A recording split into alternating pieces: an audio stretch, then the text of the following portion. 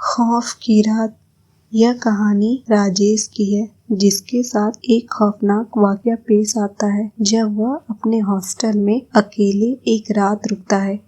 मेरा नाम राजेश है और मैं राजस्थान का रहने वाला हूँ। मैं एक स्टूडेंट हूँ, इसलिए मैं अपनी पढ़ाई करने के लिए एक हॉस्टल में रहता था।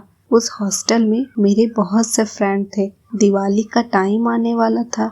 मेरे सभी फ्रेंड्स घर जा रहे थे क्योंकि वे सभी दूसरे स्टेट्स के थे, इसलिए वे जल्दी चले गए। मेरे इक्का दुक्का फ्रेंड ही हॉस्टल में बचे थे, जो भी थोड़ी दिनों में जाने वाले थे। मेरा घर चूंकि शहर के पास ही एक गांव में था और मैं बीमार भी पड़ गया था पहले, जिस कारण से मेरी बहुत सी स्टडी भी बर्बाद हो गई थी। तो मैंने हॉस्टल में ही रहने का निश्चय किया ताकि मैं अपनी छूटी हुई स्टडी को पूरा कर सकूं। मेरे घर वालों ने भी मुझे मंजूरी दे दी वहीं रुकने की। जो मेरे बचे हुए दोस्त थे, अब वो भी अपने घर चले गए। हॉस्टल में बचा तो मैं और मेरा वार्डन। दिवाली की रात आने वाली थी, तब मेरा वार्डन भी मुझे चाबी देके अपने घर चला गया। अब हॉस्टल में केवल मैं ही बचा था। मैं अपनी पढ़ाई करके सोने चला गया। रात के करीब 2 बजे मेरी नींद खुली। मुझे किसी के फुसफुसाने की आवाज सुनाई दी, पर हॉस्टल में मेरे अलावा तो कोई भी नहीं था। तो ये आवाज कौन कर रहा था? मैं बहुत डर गया कि एक तो सुनसान हॉस्टल में मेरे अलावा कोई भी नहीं है और ऊपर से आती हुई यह आवाज मेरे शरीर में कपकपी उठ गई और मैं कांपने लगा। उस वक्त मेरा चुप रहना ही सही था, क्योंकि बाहर कौन है यह मैं नहीं जानता था।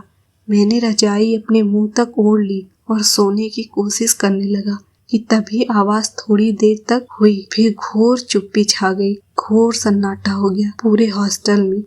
पर उस समय मुझसे पूछो कि डर क्या होता है। रात अभी बाकी थी।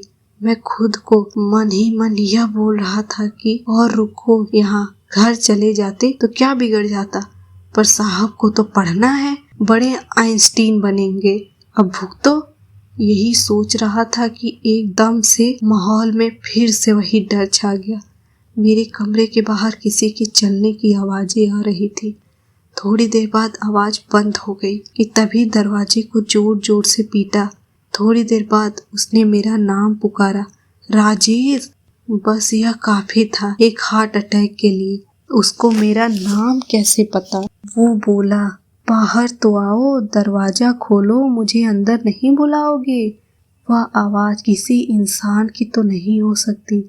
बहुत ही डरावनी आवाज थी। मैंने दरवाजा नहीं खोला। अब राजेश, दरवाजा खोल। वो अब बहुत गुस्से में था। मैं मन ही मन हनुमान चालीसा पढ़ने लगा। मैं रात भर नहीं सोया। हनुमान चालीसा का पाठ करता रहा। दरवाजे पर खुरचने की आवाजें आती रही। जैसे तैसे करके मैंने रात काट ली। सुबह तक मैं हनुमान चालीसा का पाठ करता रहा। सूर्योदय हो गया था। मैं हिम्मत करके बाहर निकला। वहां कोई नहीं था, पर दरवाजे पर नाखूनों के निशान थे। मैं बस यही सोचता रहा कि अगर मैं बाहर चला जाता तो मेरे साथ क्या होता। मैंने अपने वार्डन को फोन लगाया। कुछ समय बाद वार्डन हॉस्टल में आया। मैंने उसे चाबी दी और कहा मैं अपने घर जा रहा हूँ। मैंने उसे रात का सारा किस्सा सुनाया, पर वो चुप था। उसके चेहरे को देखकर ऐसा लग रहा था कि वो कुछ जानता है। मैंने उसे वो निशान भी दिखाए, पर वो निशान जैसे कभी वहां थे ही नहीं। मैं आज तक उस भयानक रात को नहीं भूला। मैंने उस हॉस्टल को छोड़ दिया। मैं बच पाया क्योंकि मेरे साथ वीर हनुमान जी थे। वो कौन था, कहाँ से आया, मैं नहीं जानता।